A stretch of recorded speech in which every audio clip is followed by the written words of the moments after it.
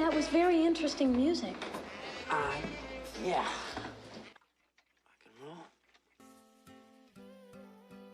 It could be argued that regardless of the year you were born, the movies you grew up watching were released in the best decade for movies ever. I'm biased, of course, because I did grow up in the best movies for decade, fact. I mean, the 90s were okay, but it suffered from a rather debilitating affliction, that being Roland Emmerich and Michael Bay movies. The 80s were the last full decade of memorable but fully practical movies before everyone lost their gourd over the advent of fully realised CGI when it was showcased for 8 whole minutes of screen time in Jurassic Park. This may have seemed awesome at the time, but this scene alone was directly responsible for the advent of Jar Jar Binks. So, you know, swings and roundabouts. I've already spoken about Ghostbusters, which has already been established as the greatest movie of all time despite some iffy editing choices.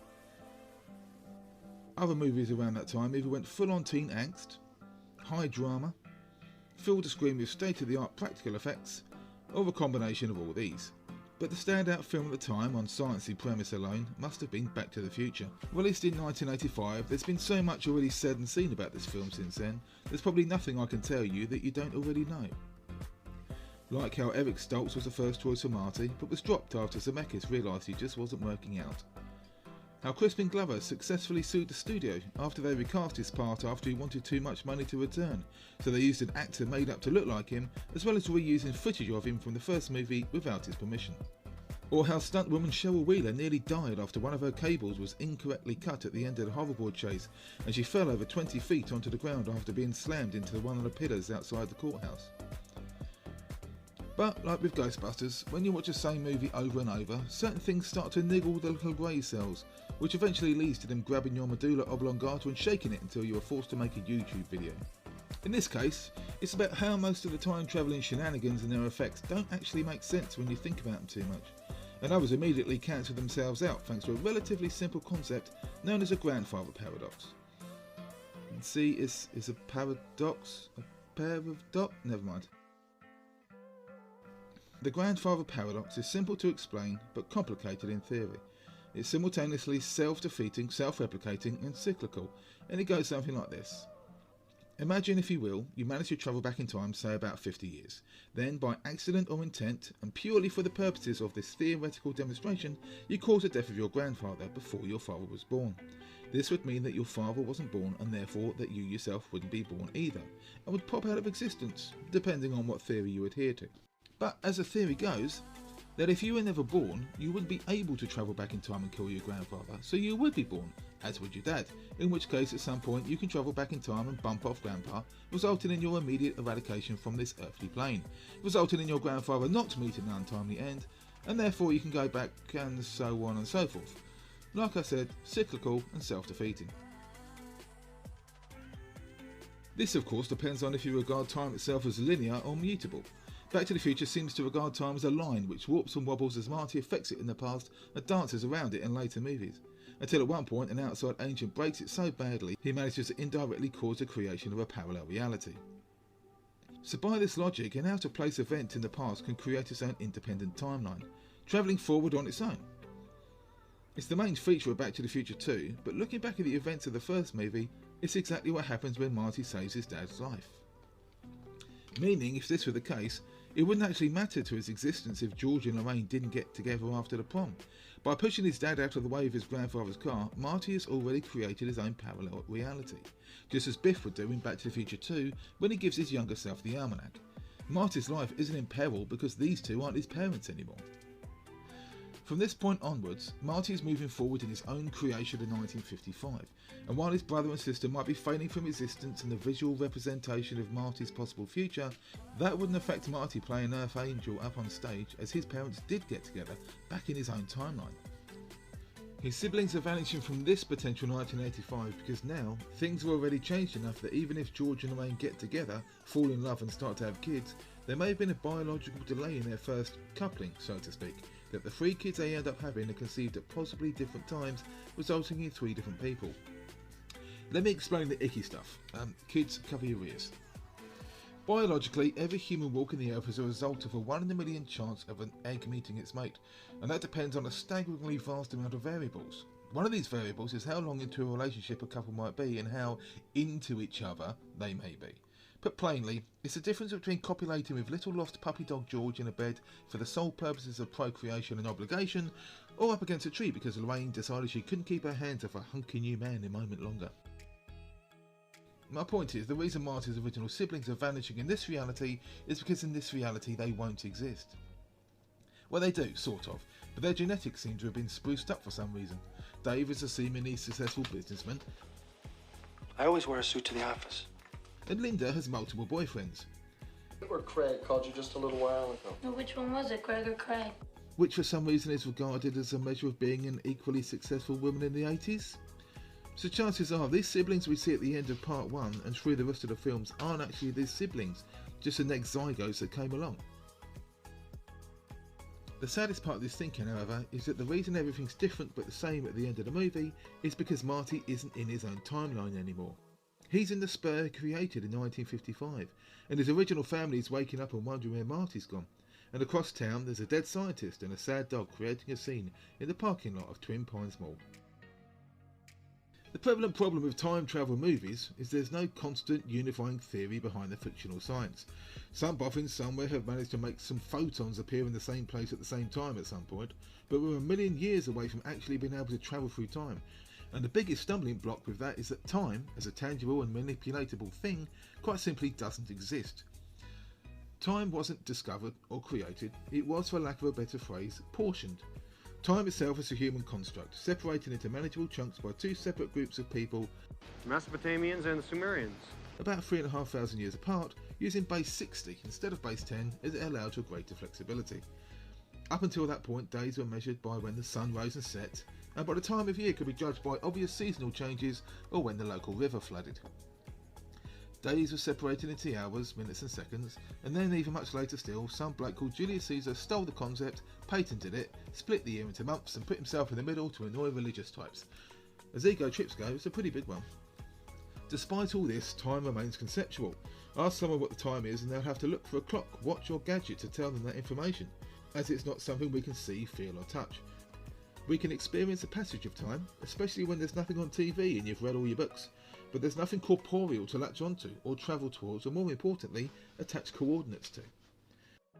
To be able to travel between 2 points, you need a starting point and a destination. The starting point is easy, it's where and when you are. But to get to where you want to get to, especially in the concept of time travel, you need to know not only when that is, but most importantly, where. Another element of time travel that's usually overlooked in all the fun of the concept is that we're not on a stationary object. We're standing on an oblate spheroid hurtling through space in a big circle around a gigantic nuclear explosion in the middle of a bunch of planets. The Earth is spinning and it's moving pretty fast. In the time that Einstein was missing in the void, the Earth had moved vastly to the left. He didn't just skip over that minute, he also skipped over 1,000 miles as well. A minute is manageable, 30 years needs a lot of math in a very short space of time to be credible. In that first minute, the Earth had travelled along its orbit approximately 1,110 miles and change. So while most of the technology contained in the DeLorean seems to be concentrated on opening up a hole in the space-time continuum for the car to either drive or fall through, there's no mention at all about also throwing the car hundreds of thousands of miles in a specific direction to avoid ending up in the vast emptiness of space without any extra oxygen or snacks. Not to mention that Marty's first trip back in time doesn't see him going back 30 years. He goes back 29 years, 11 months and 16 days. That might seem a bit pedantic, but in interstellar terms, that's a difference of 24 million miles, give or take a few thousand for time of day difference, that you also have to travel instantly, and just hope you don't end up on the wrong side of the planet. Also, if you wanted to travel to a time that was several years but also 6 months apart, you'd also have to figure out how to instantly travel 300 million kilometres directly through the sun as well. Of course, Doctor Who figured all that stuff out nearly 60 years ago. So all that said, let's get back to that awkward paradox thing and how the whole Back to the Future timeline doesn't actually get fixed at the end. There's been countless clickbait articles over the years all about 10 things you never knew about Back to the Future, which all repeat the same things over and over, usually featuring things everyone spotted the first time around. One of the first things that these articles try to insult your intelligence with is a groundbreaking revelation that the name of the mall is different. I know, shocking, and you probably didn't notice it until someone pointed it out to you. Couple of issues here. Firstly, Old Man Peabody was trying to breed pine trees. Once Marty drove over one of the trees, why would the farmer keep the other one there on its own? And why would it have enough significance that 30 years later a whole mall complex would be named after it? One would assume that he'd just try again with another pair of trees, give the original tree a new parter, replant the old one, or give up. Unless he was enough of a kook that he got straight onto the National Enquirer at the time and sold his alien encounter and milked it for what it was worth. Yeah, I suppose that could work. But this mildly contradicts a small other element of Marty's retro effect on his modern day Hill Valley. It's insinuated that Marty's actions in 1955 have a reverse knock-on effect once he returns to 1985. This is made most obvious by the famous Lone Pine Mall sign. But let me enter into the evidence, Exhibit A. That's right, he's gonna be mayor. Yeah, I mean, mayor. Given the nature of the movie, and since Marty is the key to all this, everything he does is supposed to have a noticeable effects, but Goldie is already mayor at the start of the movie. Marty suggested the idea to him, and as is the hero, we can assume his suggestion is why Goldie decided to go into politics, meaning Marty's actions have already affected his hometown before we even sat in the DeLorean. But if this was the case, then the mall would already be called Lone Pine Mall, as his influence is already shown to have rippled into the future before he started actually making waves. Goldie's already mayor, and Mayor Red Thomas is sleeping on a park bench getting disturbed by noisy cars at 1:30 in the morning.